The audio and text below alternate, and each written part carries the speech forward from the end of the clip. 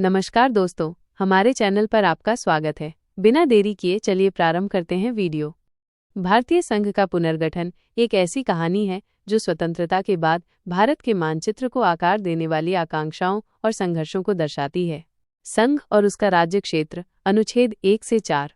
भारतीय संविधान के भाग 1 के तहत अनुच्छेद 1 से 4 तक संघ और उसके राज्य क्षेत्र से संबंधित प्रावधान किए गए हैं। अनुच्छेद 1 ये घोषित करता है कि भारत, जिसे इंडिया के नाम से भी जाना जाता है, राज्यों का संघ होगा। ये संकल्पना ब्रिटिश नॉर्थ अमेरिका अधिनियम से ली गई है, जो सहकारी संघवाद को बढ़ावा देती है। अनुच्छेद 2 नए राज्यों के प्रवेश या स्थापना का प्रावधान करता है, जबकि अनुच्छेद 3 संसद को साधारण बहुमत से नए राज्यों के निर्माण और वर्तमान राज्यों के क्षेत्रों, सीमाओं या नामों में परिवर्तन करने का अधिकार देता है। इसका अर्थ है कि संसद विधि द्वारा नए राज्य बना सकती है और मौजूदा राज्यों के क्षेत्रों, सीमाओं और नामों में परिवर्तन कर सकती है। अनुच्छेद 4 स्पष्ट करता है कि अनुच्छेद 2 और 3 के तहत बनाई गई विधियां, जो पहली और चौथी अनुसूची में संशोधन करती हैं, संविधान संशोधन की श्रेणी में नहीं आएंगी।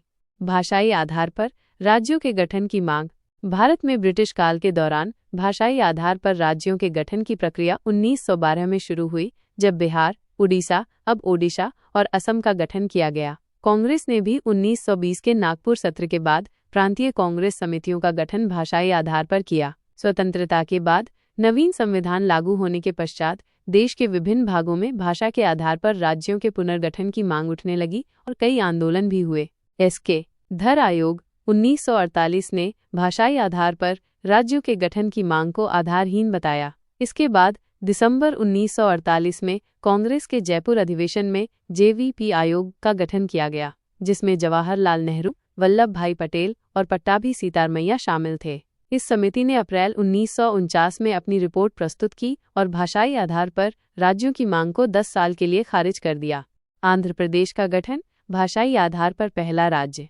मद्रास से तेलुगु भाषी क्षेत्रों को पृथक कर एक नवीन राज्य की मांग करने वाले श्रीरामुलु की 56 दिन की भूख हड़ताल के बाद मृत्यु हो गई। इस घटना ने भारत सरकार को मजबूर किया और अक्टूबर 1953 में भाषा तेलुगु के आधार पर पहला राज्य आंध्र प्रदेश गठित किया गया। इस प्रकार आंध्र प्रदेश भाषाई आधार पर गठित होने वाला पहला राज्य बना। राज्य पुनर्गठन आयोग, फजल अली आयोग। दिसंबर 1953 में फजल अली आयोग का गठन किया गया, जिसके अध्यक्ष फजल अली और सदस्य के.एम. पणिक्कर तथा हृदयनाथ कुंजरू थे। इस आयोग ने सितंबर 1955 में अपनी रिपोर्ट प्रस्तुत की और व्यापक रूप से ये स्वीकार किया कि राज्यों के पुनर्गठन में भाषा को मुख्य आधार बनाया जाना चाहिए। इसके बाद 7वां संविधान संशोधन लाया गया और संसद द्वारा राज्य पुनर्गठन अधिनियम 1956 में पारित किया गया। पंडित जवाहरलाल नेहरू ने सर्वप्रथम 1956 में क्षेत्रीय परिषद का विचार प्रस्तुत किया था। 7वें संविधान संशोधन 1956 के द्वारा राज्यों के पुनर्गठन से की, ख, ग और घ श्रेणी के राज्यों के वर्गीकरण को समाप्त कर दिया गया। 1 नवंबर 1956 को 14 राज्यों और 6 संघ शासित प्रदेशों में पुनर्गठन किया गया। हालांकि फजल अली आयोग ने 16 राज्य और 3 केंद्र शासित प्रदेशों के गठन की सिफारिश की थी। इस संविधान संशोधन अधिनियम के पश्चात भारत की राजनीतिक स्थिति में हुए परिवर्तन के परिणाम स्वरूप समय समय पर अनेक नए राज्यों एवं संघ राज्य क्षेत्रों का गठन किया गया है। राज्यों का गठन और उनकी विशेषताएं। यहाँ कुछ प्रमुख राज्य और उनके गठन की जानकारी दी गई है। आंध्र प्रदेश 1 अक्टूबर 1953 को मद्रास राज्य से अलग करके गठित, भाषाई आधार पर प्रथम राज्य। केरल 1 नवंबर 1956 को राज्य पुनर्गठन अधिनियम 1956 द्वारा त्रावणकोर कोचीन के स्थान पर बना। कर्नाटक 1956 में मैसूर राज्य का नाम परिवर्तित करके कर्नाटक रखा गया। गुजरात 1 मई 1960 को मुंबई पुनर्गठन अधिनियम 1960 द्वारा मुंबई को गुजरात में विभाजित किया गया। महाराष्ट्र 1 मई 1960 को मुंबई पुनर्गठन अधिनियम 1960 द्वारा मुंबई को महाराष्ट्र में विभाजित किया गया। नागालैंड 1 दिसंबर 1963 को असम राज्य से नागा हिल्स त्युएनसांग क्षेत्र को निकालकर पृथक राज्य बनाया गया। हरियाणा 1 नवंबर 1966 को पंजाब पुनर्गठन अधिनियम 1966 द्वारा पंजाब का एक भाग काटकर 17वां राज्य बना। तमिलनाडु 25 जनवरी 1971 को मद्रास राज्य नाम परिवर्तन अधिनियम 1968 द्वारा मद्रास का नाम परिवर्तित होकर तमिलनाडु हो गया। हिमाचल प्रदेश 25 जनवरी 1971 को हिमाचल प्रदेश अधिनियम 1970 द्वारा राज्य का दर्जा दिया गया। 18वां राज्य मणिपुर व त्रिपुरा 21 जनवरी 1971 को पूर्वोत्तर क्षेत्र पुनर्गठन अधिनियम 1971 द्वारा संघ राज्य क्षेत्र की स्थिति से राज्य बना दिया गया। मेघालय 21 जनवरी 1972 को पूर्वोत्तर क्षेत्र अधिनियम 1971 द्वारा इसे पूर्वी राज्य 21वां राज्य का दर्जा दिया गया। पहले यह असम के अंदर एक उपराज्य था। सिक्किम 26 अप्रैल 1975 को 35वें संविधान संशोधन द्वारा सह संयुक्त राज्य का दर्जा और 36वें संशोधन 1975 द्वारा 22वें राज्य का दर्जा दिया गया।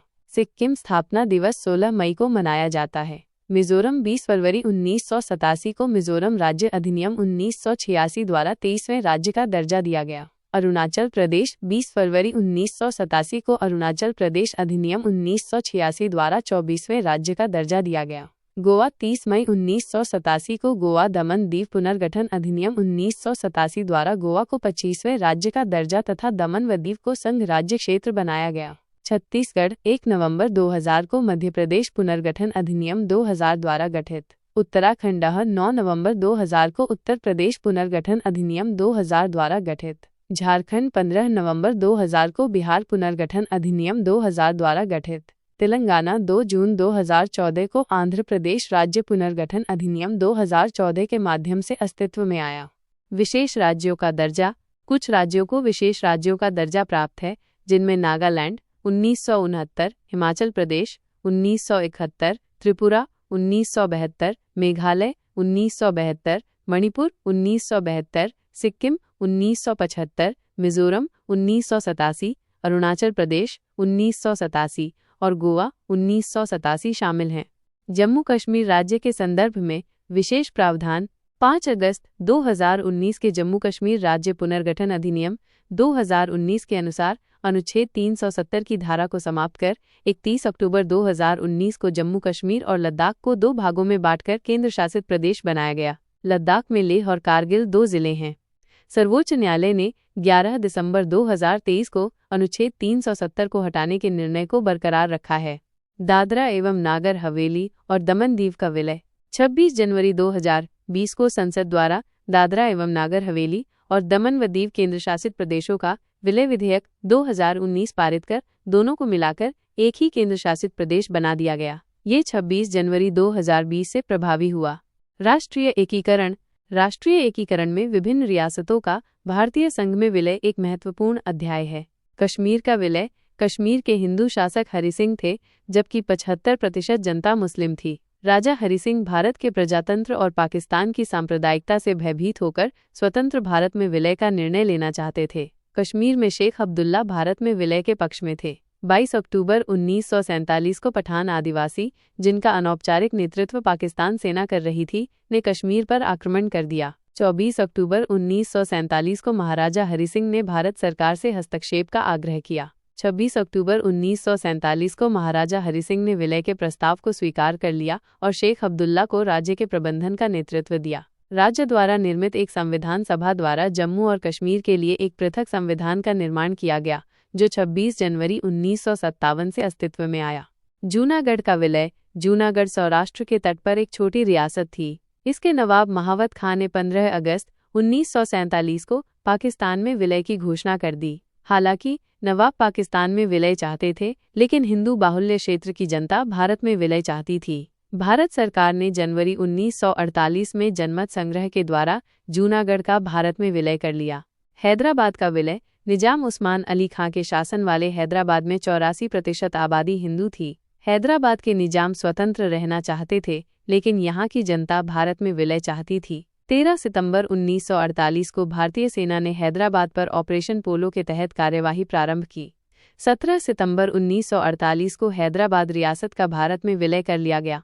गोवा, दमन दीव एवं दादरा नागर हवेली का विलय। इन क्षेत्रों पर आज़ादी के 14 वर्ष बाद तक पुर्तगालियों का आधिपत्य रहा। 2 दिसंबर 1961 को भारतीय सेना ने ऑपरेशन विजय अभियान प्रारंभ किया। 19 दिसंबर 1961 को पुर्तगाली गवर्नर मैनू वास्लो डे सिल्वा ने आत्मसमर्पण कर दिया और गोवा, दमन दीव तथा दादरा नगर हवेली भी भारत का अभिन्न अंग बन गए। 19 दिसंबर को गोवा मुक्ति दिवस मनाया जाता है।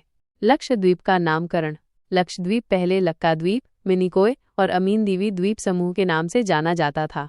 लक्काद्वीप, मिनिकोय और अमीन दीवी द्वीप समूह नाम परिवर्तन अधिनियम द्वारा इसका नाम लक्षद्वीप कर दिया गया और इसकी राजधानी कवारत्ती बनाई गई। वीडियो देखने के लिए धन्यवाद दोस्तों। अगर आप इस वीडियो का अगला चैप्टर चाहते हैं तो नीचे कमेंट में नेक्स्ट चैप्टर लिखें।